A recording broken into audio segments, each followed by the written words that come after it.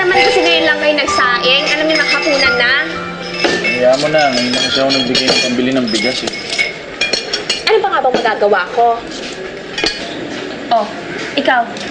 Bakit niya makatingin sa akin? Ang problema mo? Wala po. Hindi ko yung mata mo. Ang matay. Bata. Elisa!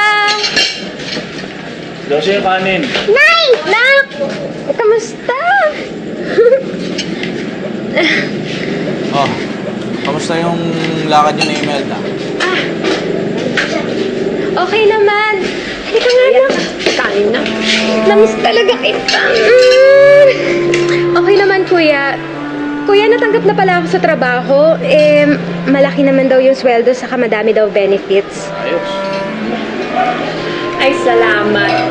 Babawasan din na pala mo rin sa bahay. Sabi nga nila sa akin na pumasok na daw ako ngayon. Kaso nakiusap ako na kung pwede sa susunod na lang na araw kasi syempre mag-i-impake pa ako ng mga gamit ko. Nay, saan po tayo pupunta? Nak, ako lang eh. Doon na ako titira dun sa bahay ng amo ko. Nay, huwag kang umalis. Kung saan ka pupunta? Pupunta rin ako. Oy, huwag ka nang umarte. Pasalamat ka nga may nakuha ang trabaho yung nanay mo. Hindi ka tulad ng ibang tao dito. Oh, ako na naman. Ayoko magkahiwalay tayo. Huwag na po kayo magtrabaho doon.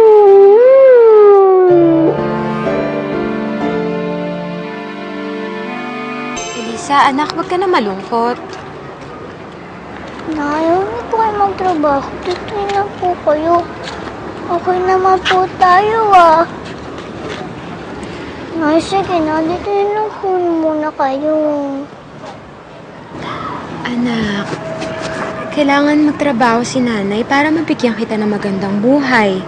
O pag nagsimula na ako ngayon sa trabaho ko, hindi mo na kailangan kumuha ng mga botedyaryo. Ayos na po sa akin magtrabaho ng mabuti. Basta wag po kayong umalis, Nay. Elisa, kung okay sa'yo yun, sa akin hindi okay yun. Ako yung nanay. Ako ang dapat naghahanap buhay, hindi ikaw. Ayaw mo ba yun? Magkakaroon ka ng mga bagong gamit, sa school, mga laruan, di ba? Ayaw ko na nga po ng laruan eh. Gusto ko po kayo.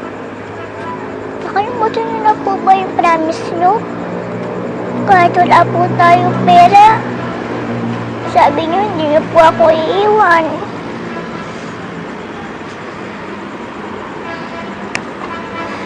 Anak, konting tiis lang naman eh. Sabihin natin mga 1 hanggang 2 taon na pagsusumikap ko lang, makaipon lang ako ng pera o tapos magbubukas tayo kahit maliit na tindahan lang o kaya yung kainan na maliit. Di ba yun ang gusto natin dalawa? Oo.